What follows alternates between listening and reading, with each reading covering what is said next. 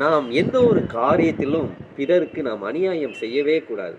அப்படி செய்தோம் என்றால் அதற்கு ஏற்ற பலனை நாம் அடைவோம்.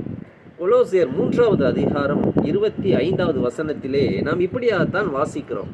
அநியாயம் செய்கிறவன் அந்த அநியாயத்திற்கு ஏற்ற பலனை அவன் அடைவான்.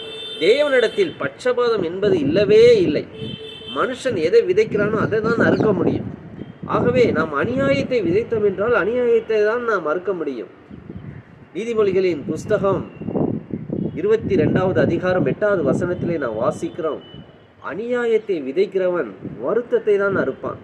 வருத்தத்தை தான் நம்ம அறுக்க முடியும். அநியாயம் செய்கிறவன் வாழ்க்கையில் என்றைக்குமே அவன் முன்னேற முடியாது, அவன் ஆசீர்வாதங்களை பெற முடியாது, இறுதியிலே கர்த்தருடைய எந்த ஒரு தயவையும் அவன் பெற்றுக்கொள்ள முடியாது. நீதி விசாரணையாக இருந்தாலும் சரி, அளக்கிற அளவையாக இருந்தாலும் சரி, நிற்கிற நிறைவாக இருந்தாலும் அது சரி, அளக்கிற படியாக இருந்தாலும் சரி, அநியாயம் செய்கிறவன் அவன் அநியாயத்திலே அவன் சாவான். ஆகவே அன்பு சகோதர சகோதரிகள், நாம் அநியாயம் செய்யாமல் நீதி செய்கிறவர்களாக இருப்போம் என்றால் கர்த்தர் நம்மளை ஆசீர்வதிப்பார், நம்மை உயர்த்துவார், நம்மை மேன்மைப்படுத்துவார். God bless you.